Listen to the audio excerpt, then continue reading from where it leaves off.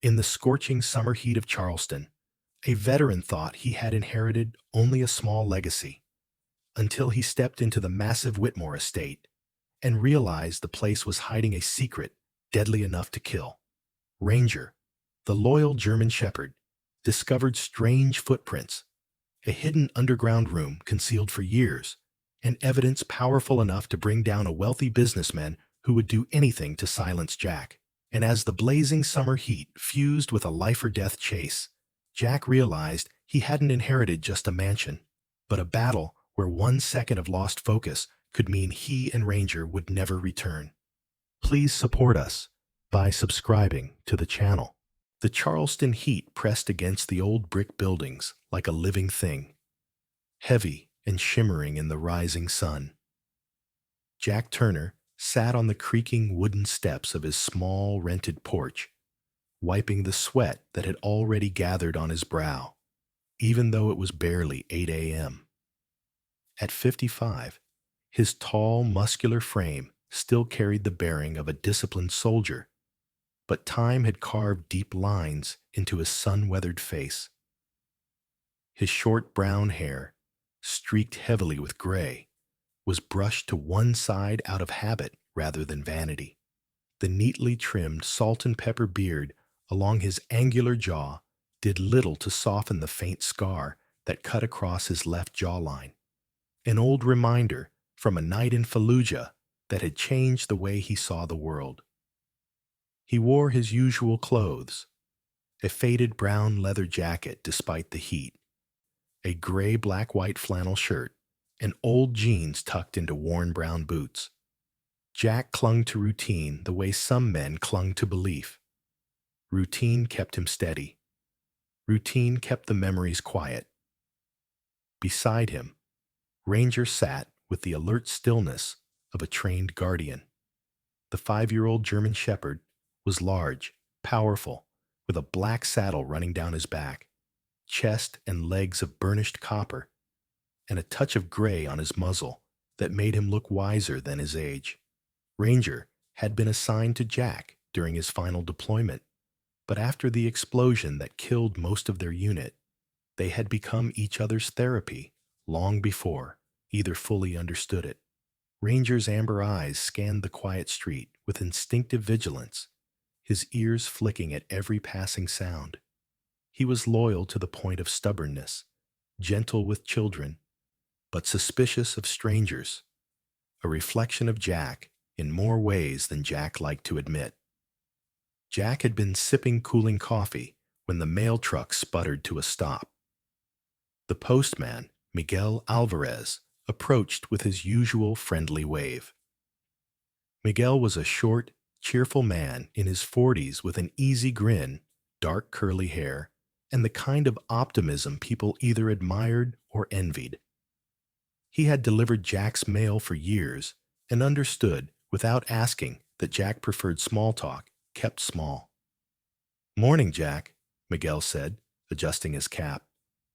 "Got something a little strange for you today. Certified mail from a law office in Savannah." Jack frowned. "Savannah? I don't know anyone in Savannah." Miguel shrugged. "Maybe someone knows you." He handed over a cream-colored envelope stamped with the insignia of Weston and Ford, attorneys at law, then gave Ranger a pat on the head, carefully, as Ranger tolerated him, but hadn't fully decided whether he liked him. "Take care, my friend. Heat's going to be brutal today." Jack nodded, and Miguel moved on with the hum of his mail truck fading down the street. Jack stared at the envelope for a long moment. Legal mail rarely brought anything good. He slid a finger under the seal and unfolded the letter inside. Ranger leaned closer, as if reading alongside him. "Dear Mr. Turner, we are contacting you regarding the estate of Mr. Edward Whitmore, recently deceased. You have been named as his sole beneficiary. Please contact our office immediately for further instruction." The name meant nothing to him. Jack's brows narrowed, his pulse tightening instinctively. "Whitmore?" he muttered. Who the hell is Edward Whitmore? Ranger's ears perked as if the dog expected the name to mean something. Jack read the letter again and again. His hands had steadied under fire, but they trembled faintly now, not from fear, but from the unexpected ripple of uncertainty. For a man who kept his world small, any ripple felt like a wave. The letter continued. The estate in question includes a 30-acre property located in Mount Pleasant, South Carolina. As executor of Mr. Whitmore's will, I request a meeting at your earliest convenience. Cordially, Sarah Ford, senior partner. The name Sarah Ford settled into Jack's mind. He imagined a sharp, meticulous woman in her early 40s. The type who carried herself with precise posture, spoke with clarity, and could make grown men uncomfortable with a single raised eyebrow. He imagined her wearing clean black suits, hair pulled into a no-nonsense bun, her expression calm in ways that came only from navigating courtroom conflicts for years. A lawyer like that did not send letters without purpose. Jack exhaled slowly, rubbing the back of his neck. Ranger nudged his elbow as if sensing the shift in Jack's breathing. "I don't know this man," Jack murmured, "and I sure as hell don't deserve anything from him." But the letter sat in his hands, like a question that refused to be ignored. Jack spent the next hour pacing the small kitchen, Ranger following each step. His mind raced through possibilities: mistaken identity, clerical error, or some distant relative he never knew existed. But his family tree was short and broken. He knew every branch. No Whitmore had ever belonged to it. By noon, frustration had melted into unease. Jack had lived enough life to understand one thing. When something seemed too strange to explain, there was always a reason. You just had to step into the mess to find it. He finally grabbed his keys, his jacket, and Ranger's leash. The dog sprang up, tail stiff with anticipation. "We're going to Savannah," Jack said. "Let's see what this is about." But as he locked the front door, he caught a flicker of movement across the street. Someone ducking quickly behind a parked car. A silhouette he hadn't noticed before. Ranger growled, low and quiet. Jack's instincts sharpened. Someone was watching. And as the summer heat swelled around them, Jack realized the letter might not be the only thing waiting for him. The drive into Mount Pleasant unfolded beneath a sky so bright it seemed ready to split open. The summer sun beating down with a relentless white glare that shimmered across the highway. Jack gripped the steering wheel with the quiet tension of a man who had been trained to notice every detail, every shadow, every shift in the air. Ranger, sitting tall in the passenger seat, scanned each passing field and cluster of trees with instinctive precision, his copper and black fur glowing in the harsh sunlight. Jack's mind churned with unanswered questions. Edward Whitmore, the mysterious inheritance, the person watching his house that morning, and every mile of the trip only deepened the knot in his gut. The long, winding road leading to the Whitmore estate cut through towering oaks draped in Spanish moss, the branches forming an archway like a cathedral of old Southern myth. When the estate finally appeared, Jack slowed the truck almost to a stop.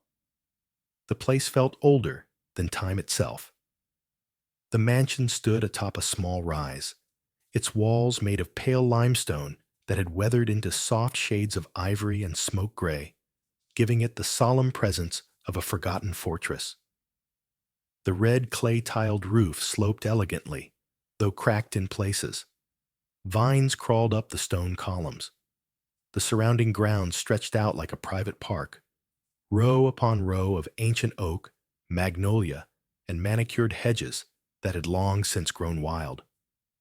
Ranger let out a low, uncertain sound deep in his chest. "I know," Jack muttered. "Feels wrong somehow." He parked near the circular drive, where an old stone fountain sat dry and cracked. As he stepped out, the heat struck him like a hammer, but what caught his attention first was the figure standing by the front door. She was small, barely 5 feet tall, with a frail, trembling build. Her white hair was pulled back into a thin bun, and her skin, pale and lined like old parchment, sagged gently with age. She wore a faded blue dress and a pair of worn brown shoes. Her eyes, a washed-out gray, held sorrow so dense it seemed to anchor her to the ground. Her posture was slightly hunched, not from physical weakness alone, but from a heaviness of the spirit. "Mr. Turner?" she asked, her voice shaky but polite. "You're Jack Turner?" Jack nodded. "And you must be Mrs. Agnes?" "Agnes Hollins," she whispered, clasping her hands tightly. "I was Mr. Whitmore's housekeeper for 30 years. Her voice cracked on the word "was," and Jack felt a ripple of unease. Ranger stood beside him, stiff and alert, ears pricked toward her trembling frame. Agnes studied him with frightened recognition, as if she had been expecting someone else, someone worse. "Come inside," she said quickly, "before someone sees." Jack's instincts sharpened at the choice of words. Someone sees? Who? He followed her through the grand wooden doors, Ranger close enough that Jack felt the brush of fur against his leg. Inside, the mansion swallowed them like a cavern of secrets. The foyer was enormous, its marble floor cracked in places, but still gleaming faintly beneath dust. Portraits of stern-faced ancestors stared down from the walls. Chandeliers hung overhead like crystal skeletons. Everything smelled faintly of lavender and old paper. But beneath the aged perfume was a note of dampness, like sorrow trapped in the walls. "You kept this place spotless," Jack said, noticing the care in every polished banister and dusted shelf. Agnes's fingers shook as she tucked a loose strand of silver hair behind her ear. Edward liked it tidy, even when he knew they were coming for him. Jack paused. "They?" Agnes pressed her lips together as if she regretted speaking. "Let me show you his study." They walked through a hallway lined with framed documents, charity work, community projects, scholarships, hospital wings Edward Whitmore had funded. The man had been more than wealthy. He had been generous, even visionary. Yet the deeper Jack moved into the house, the heavier the air felt, as though kindness alone could never have built the life this place had seen. The study was at the far end of the east wing, behind a heavy oak door. As Agnes opened it, a wave of chilled air slipped out, carrying the scent of cedar and something faintly metallic. Inside were shelves upon shelves of antique books, a wide mahogany desk, and numerous maps pinned to the walls. On the desk lay several open journals filled with rushed handwriting. Agnes stopped near the window, her hands shaking more violently now. "Edward didn't die from a heart attack like they say," she whispered. "He was killed. I heard him arguing with someone the night before. I heard the crashing, the shouting, and then the silence." Jack stiffened. "Who was he arguing with?" She looked at him with haunted eyes. "I don't know the man's name. But Edward called him Sam. He said Sam was trying to force him to hand over something hidden in the estate, something he refused to give up." Jack felt his pulse tighten. Hidden what? Agnes stepped closer, lowering her voice. A secret, Mr. Turner. One he said could destroy a powerful man. Ranger growled softly, staring toward the door. Jack placed a steadying hand on his back. Mrs. Hollins, why did Edward leave the estate to me? I've never met him. Agnes's expression softened with a kind of tragic understanding. Edward knew you. He knew of your service, your record, your injuries. He respected you. And he said, she swallowed hard. He said, you were the only one left he could trust. Ranger turned sharply toward the hallway, ears pricking at something unseen. Jack's muscles tensed. What is it, boy? A faint floorboard creaked somewhere deeper in the mansion. Agnes's voice became a trembling whisper. They're still looking for it, Mr. Turner. Whoever killed Edward. They never stopped. Jack moved instinctively, positioning himself between Agnes and the door, one hand resting near the inside pocket of his jacket, where he kept a small folding knife. Ranger stood rigid, teeth bared silently. Get down, Jack murmured. Because someone else was inside the Whitmore estate, watching, waiting, and that someone had just revealed themselves. Night settled over the Whitmore estate like a velvet curtain, the thick summer heat refusing to ease even as darkness crept across the sprawling grounds. The cicadas screamed from the trees, their relentless chorus vibrating against the windows. Jack moved through the dimly lit hallways with Ranger pressed close beside him, the dog's paws silent against the polished wooden floor. Every so often, Ranger would pause, ears pricking, nose lifting, body stiffening like a coiled spring. Something was off kilter in the house. Jack could feel it humming beneath his skin.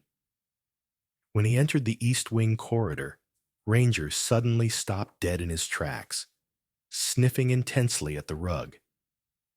The dog nudged forward, following an invisible trail, until he reached the locked office door Edward Whitmore had kept sealed. Ranger growled low, the sound vibrating through the hallway. Jack knelt beside him and touched the doorknob. It was cold, far colder than the stifling heat of the house should have allowed. Someone had been there, recently. He checked the frame. Tiny scuff marks scratched the paint, barely visible unless someone was searching. A faint footprint, half smudged, but still defined, trailed toward the back exit. It was larger than Jack's own size 12 boot, the tread pattern unfamiliar. Jack's pulse tightened. Whoever was sneaking around wasn't small, wasn't careful, and wasn't worried about being discovered. That night, sleep refused to come. Jack lay in one of the guest rooms, fully clothed, one hand resting near the handle of a pocket knife under his pillow. Ranger slept on the floor near the door, though slept was generous. Every few minutes, the dog would lift his head, ears flicking. Sometime after midnight, Jack heard the unmistakable crunch of gravel outside, followed by slow, calculated footsteps. He slipped out of bed and moved to the window. A tall shadow drifted across the moonlit lawn, long and deliberate in movement, the silhouette of a man who knew how to stay just out of sight. Ranger rose with a soft growl, the fur along his spine raised. The figure paused near the hedges, glancing back at the house as though assessing whether he had been observed. Then he vanished into the trees. Jack waited several minutes, then checked the doors. Everything was locked, but unease clung to him like sweat. Someone had been inside. Someone wanted something Edward left behind. By dawn, the heat was already thick enough to cling to skin. Jack drank coffee on the veranda, while Ranger sat at his feet, watching the driveway with sharp focus. When the sound of tires rolling over gravel echoed across the front yard, Ranger bristled instantly. A sleek black Cadillac pulled up, its engine humming with expensive smoothness. A tall man stepped out. Samuel Pierce. Jack had seen photographs of him in local newspapers back in Charleston. Pierce was known as a polished businessman with deep pockets and an even deeper appetite for influence. Now, standing in the morning sun, he looked like a man sculpted to fit power.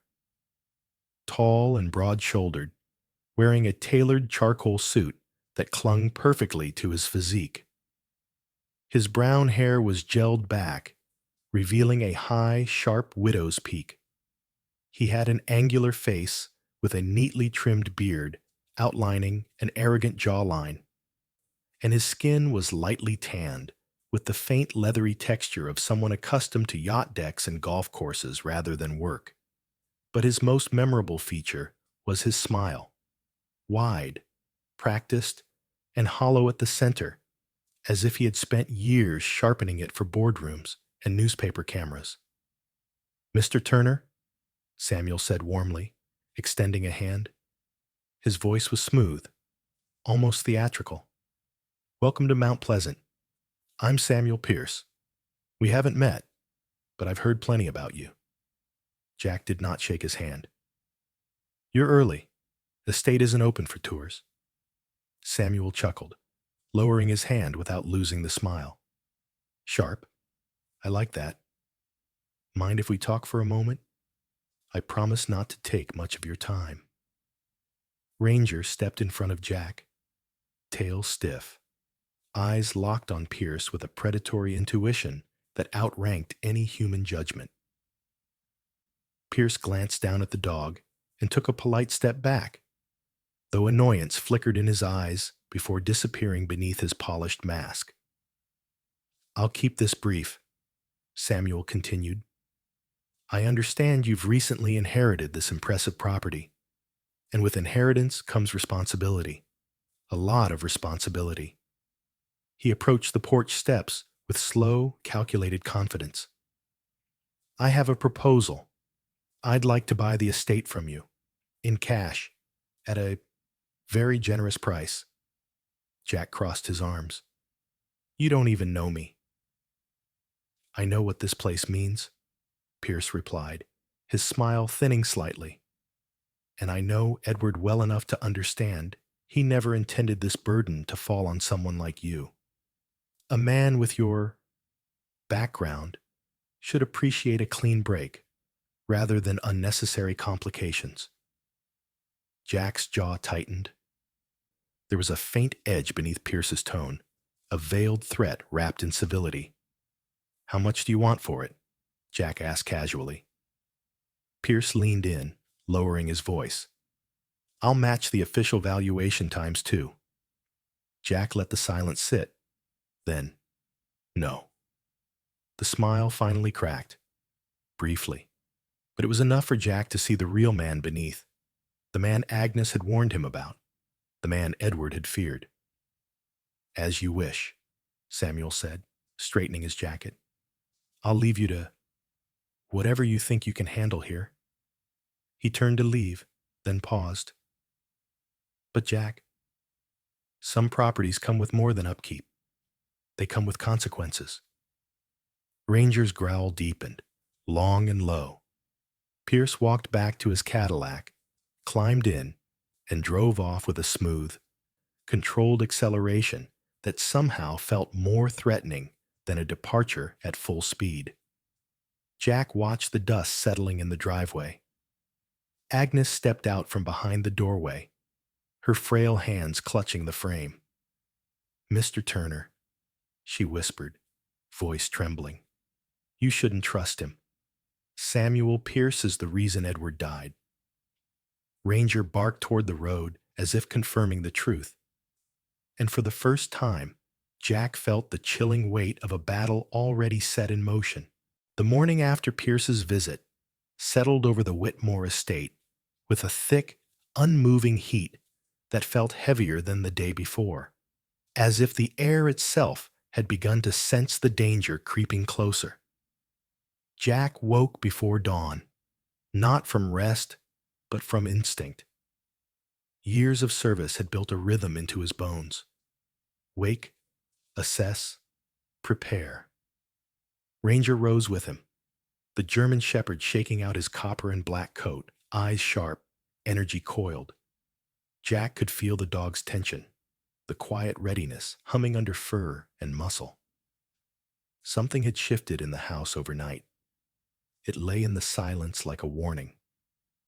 After a brief breakfast of black coffee and stale bread, Jack made his way back to the locked office door in the east wing, the same one Ranger had growled at the night before. Agnes was nowhere to be seen, though Jack heard the faint clinking of dishes from the distant kitchen, her attempt to stay occupied, or perhaps to stay unnoticed. The office door loomed ahead. Jack tested the handle again. Still locked. The deep scratches along the frame felt more obvious in the morning light. Jack withdrew a small metal tool from his jacket, a habit kept from his service days. Within seconds, the lock clicked. The door opened with a quiet groan. Inside, the air was cooler, denser, as though the room had not been disturbed in weeks. Ranger stepped in first, nose to the floor, sniffing methodically. The office had been curated with precision. Shelf after shelf of leather-bound books, a globe with faint fading colors, framed photographs of Edward Whitmore with various veterans at public events. But the desk was what captured Jack's attention.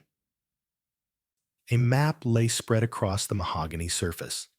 Not a modern map, but a hand-drawn schematic of the estate, with ink so old it had browned at the edges. Jack leaned over, scanning the neat lines, and found a symbol, a circle, marked behind the study itself. Beneath it were two words, written in a tight, hurried script. Lower access. He exhaled through his nose. There's a basement. He didn't put on any blueprints. Ranger pressed his nose to the floor near the bookcase, tail swaying in focused concentration. Jack followed him and noticed faint scrape marks beneath the shelf, as if it had been pulled aside many times. He braced his shoulder against it and pushed. The shelf shuddered, then rolled an inch. Ranger barked once in excitement. Jack pushed harder, and the shelf slid aside to reveal a narrow metal door hidden behind the paneling. It had no handle, only a keypad worn with age. Jack stared at it. "What were you hiding, Edward?" He examined the keypad more closely. One button, the number 5, was slightly more worn than the others. Another habit carried from his old life. Observe what others overlook. He tried 5555. The keypad beeped. Then the door clicked open. A draft of cold, stale air rose from the darkness. Ranger hesitated for the first time that morning, ears flat. Jack clicked on a flashlight and descended the narrow concrete steps. The basement room opened into a large chamber lined with metal filing cabinets and old wooden crates. A single workbench stood near the center, cluttered with notebooks, tapes, and small tape recorders that looked decades old. Dust coated everything, yet the papers seemed carefully arranged, as if Edward had expected someone to find them someday. Jack picked up a file labeled Pierce, S, Unauthorized Transactions. Inside were spreadsheets, bank statements, forged signatures, and handwritten notes detailing money siphoned from veteran housing programs, community mental health support, and rehabilitation funds, programs Whitmore himself had helped establish. Jack's jaw clenched as he read. Pierce's smooth charm suddenly made grotesque sense. Another folder contained a transcript of a recorded conversation. Jack grabbed the corresponding cassette tape and set it into the recorder. The machine whirred and crackled before Edward's voice filled the chamber. Weak, strained, frightened. Sam, I won't sign it. I know what you've done. I have the documents. I won't let you destroy everything I built. A second voice cut him off. Cold, controlled. Samuel Pierce. You don't have a choice, Edward. Hand it over. This is bigger than you. If you ruin this, you ruin me. A scuffle followed. A crash. Edward gasping. Then silence. Jack stood still, rage rising slowly, methodically, like water filling a vessel. The truth was no longer a mystery. Pierce had murdered Edward Whitmore to cover up years of embezzlement and fraud. And Edward had gathered all the proof, organized, labeled, prepared, then left it for Jack. Ranger's growl pulled Jack from his thoughts. The dog stood rigid, staring back up the staircase, ears perked, teeth bared. Someone's here again, Jack whispered.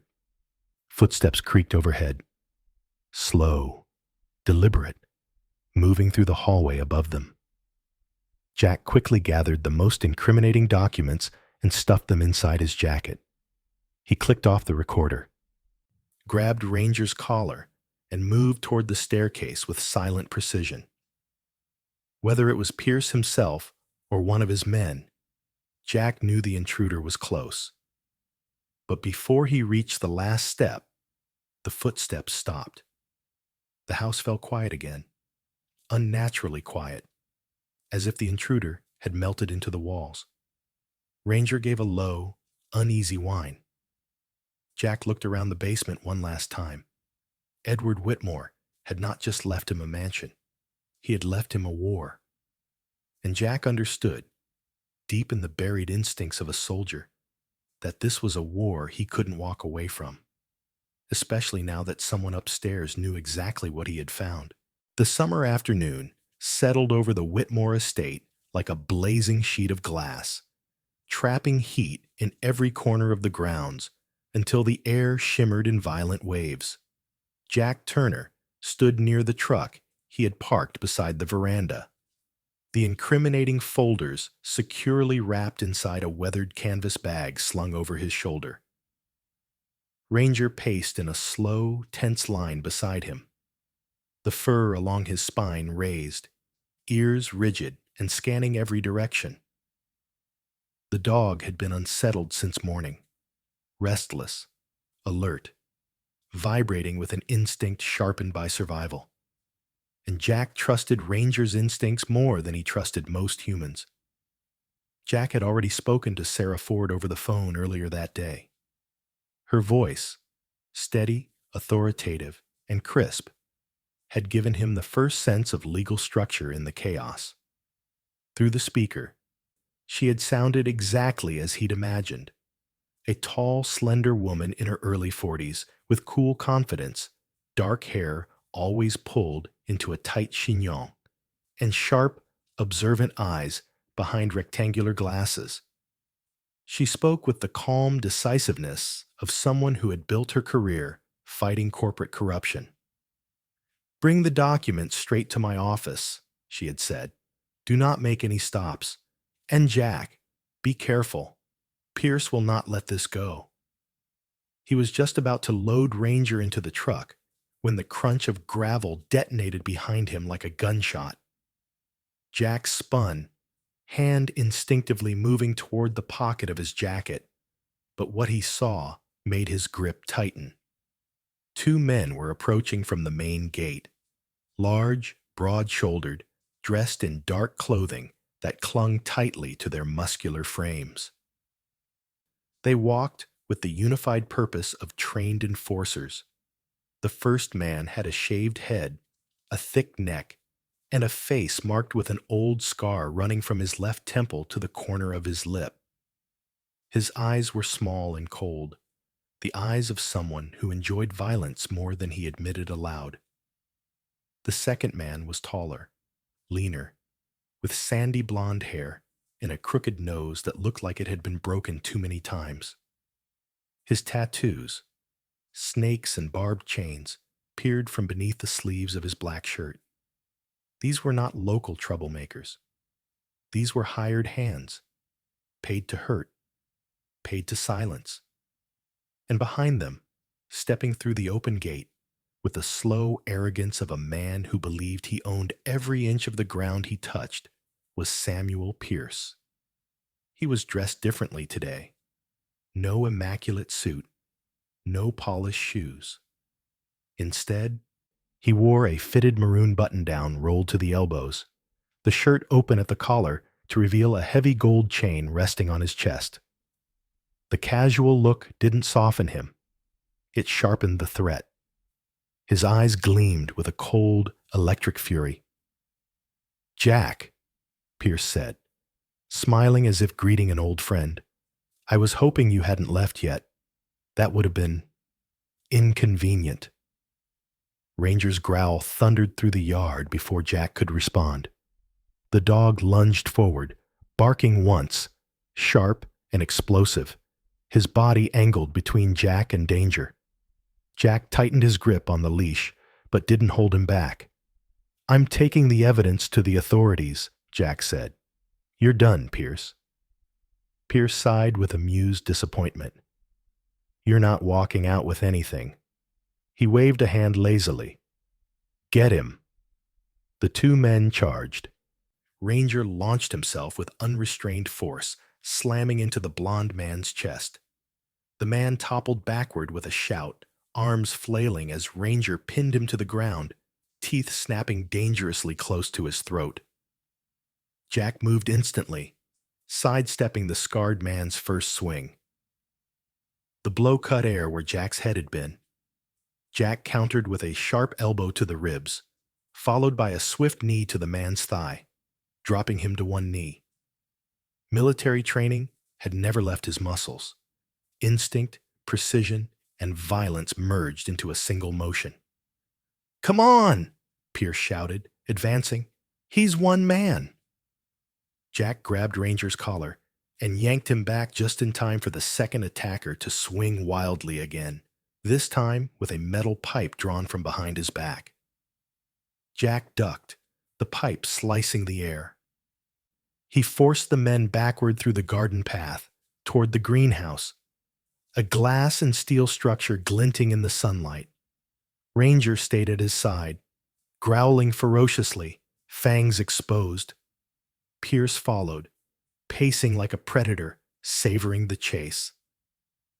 "You're making this harder than it needs to be, Jack." The fight edged into the greenhouse. The sweltering heat inside was suffocating. Glass reflected the blazing sun, creating pockets of burning light that stabbed across the plants and tiled floor. Ranger lunged at the scarred man again, knocking him into a metal rack of garden shears and clay pots. A cascade of shattering terracotta filled the air. Jack grappled with the blond man, slamming him against a glass wall. The pane cracked under the impact, spiderwebbing across its surface. Sweat poured down Jack's face, burning his eyes.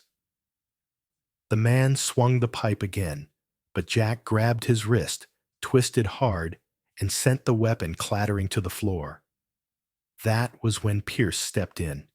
He lifted a shovel from a nearby rack and swung it in a brutal arc. Jack barely dodged, the metal edge nicking his shoulder and ripping through his flannel shirt. He stumbled, colliding with a table of potted plants. Ranger barked desperately, but the scarred man grabbed the dog from behind, wrapping thick arms around Ranger's torso. "Jack!" Agnes screamed from somewhere outside. Her frail voice trembled, but her fear only echoed through the boiling air. Pierce cornered Jack at the far end of the greenhouse. Broken glass crunched beneath Jack's boots. Pierce raised the shovel again, his face twisted with triumph. "You should have taken the money, Jack. But now you're walking out of here in pieces." Ranger suddenly broke free, jaws flashing. With a single devastating surge of strength, the dog barreled into Pierce from behind, knocking him off balance. Pierce fell forward, the shovel flying from his hands as he crashed onto the ground. That gave Jack the opening. He lunged, pinned Pierce down with his knee, yanked Pierce's hands behind his back, and used a dropped zip tie from the greenhouse bench to restrain him. The other two men limped out of the structure, defeated and gasping. Jack pulled out his phone with shaking hands. "This is Jack Turner. I have evidence of murder, embezzlement, and assault. I need officers at the Whitmore estate immediately." Ranger stood over Pierce, teeth bared, ensuring the man didn't move. As the distant sirens began to rise like a promise, Jack exhaled, long, steady, heavy with truth. The evidence from the basement wasn't just paperwork anymore.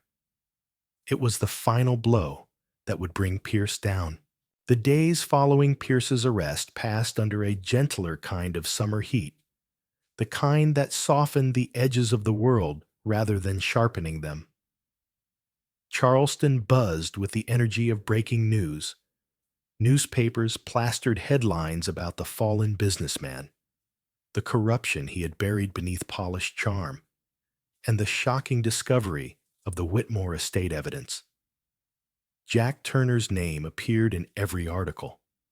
Some called him a hero. Others called him a quiet miracle. But Jack paid little mind to any of it. He had never sought recognition, only justice. Ranger stayed close throughout it all, his warm copper and black fur brushing against Jack's leg like a constant reminder of survival and loyalty. 2 days after the fight in the greenhouse, Sarah Ford arrived at the estate for the first time in person. She stepped out of her car, sleek, black, understated, dressed in a tailored charcoal suit that matched the sharp efficiency of her stride. She was tall and slender, with olive skin and dark brown hair pulled into her usual neat chignon. Her rectangular glasses framed intelligent, discerning eyes that missed nothing. There was something composed and unshakable about her, the air of a woman used to wrestling corporate monsters and walking out victorious. Yet when she approached Jack, her expression softened. "You did something extraordinary," she said, extending her hand. Her voice was crisp, yet warm, carrying a sincerity that surprised him. Edward trusted the right man. Jack shook her hand. "All I did was follow what he left behind." Sarah glanced around the estate grounds, sprawling green lawns, towering oaks, and the massive limestone mansion glowing in the heavy afternoon sun.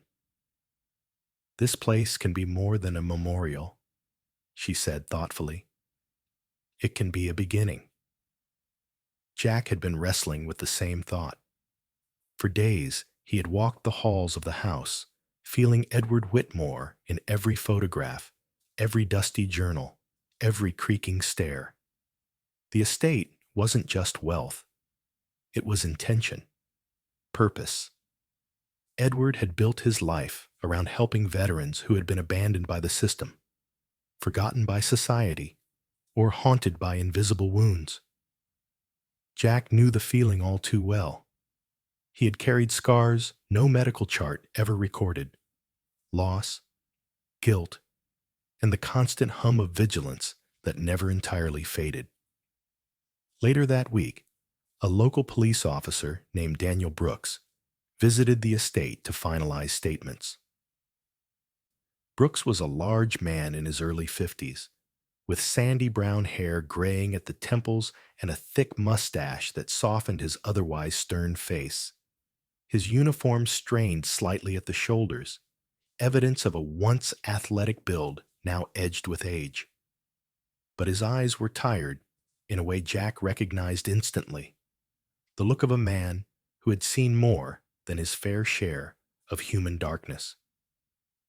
Brooks had grown up in Charleston, spent decades serving the community, and carried himself with a world-weary professionalism. Yet when he walked the estate grounds with Jack, he spoke kindly. "This place has history," Brooks murmured, touching the old stone gate. "Edward did good work, better than most people know." He paused, then looked Jack squarely in the eye. "You finishing what he started, that's something the world needs." Jack felt something shift inside him, slow and steady as a tide, a sense of direction, long dormant, stirring back to life. Within 2 weeks, the foundation for the new center was underway. Papers were signed, meetings held, and volunteers reached out from across Charleston. Sarah handled the legal structuring with meticulous precision, her sharp mind cutting through bureaucratic chaos. Brooks connected Jack with veteran outreach programs. Agnes Hollins, though frail, insisted on staying as the estate's groundskeeper and historical guide. "Edward would want me close," she said, chin trembling but resolve strong. And Ranger, always Ranger, became the heart of it all. The German Shepherd quickly won over every volunteer, every veteran who stepped onto the estate, every visitor who knelt to scratch behind his ears. Children adored him. Older veterans saw in him a reflection of their service dogs from long ago wars.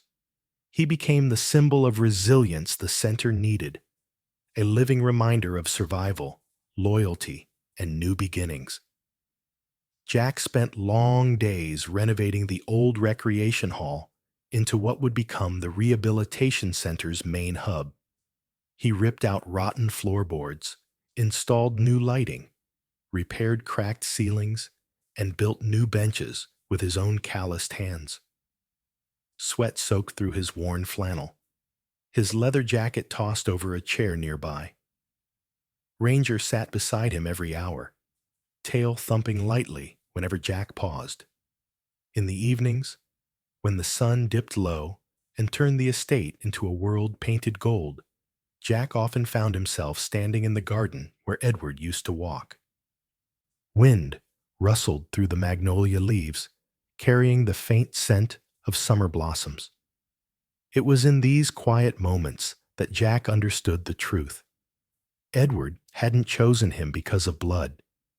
He had chosen him because of character.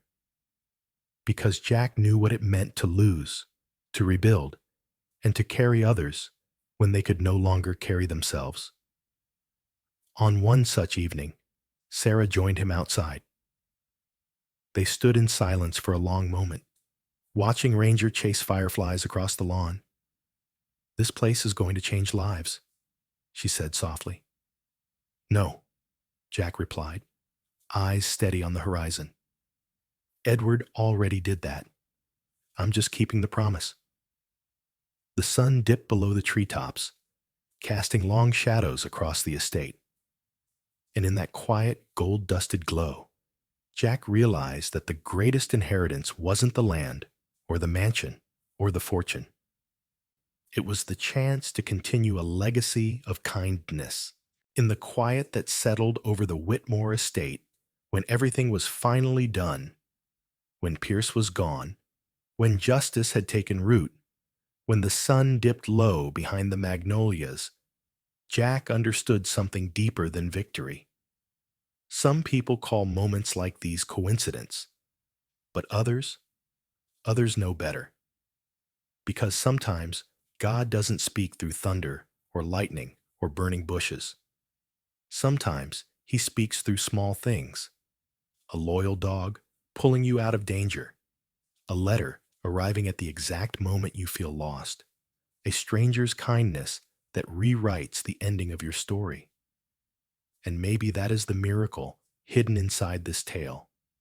That even in the heat of a Charleston summer, when life feels heavy and hope feels far away, God still finds a way to place the right people, the right truth, and the right courage in our path. Jack didn't inherit a mansion by accident. He inherited a mission placed quietly on his shoulders. The kind of mission only a wounded heart could recognize as a calling. And for all of us watching, living our ordinary days with ordinary worries, maybe this is the reminder we needed, that miracles don't always look like parted seas or burning stars. Sometimes they look like the strength to keep going. Sometimes they look like healing. Sometimes they look like the exact story that reaches you at the exact moment you needed it most. If this story touched you, if it reminded you that goodness still exists, that justice still wins, and that God still works in quiet ways, share it with someone who needs hope tonight. Leave a comment, tell us where you're watching from, and subscribe for tomorrow's story. And may God bless you and keep you. May He watch over your home, your family, and the road ahead of you.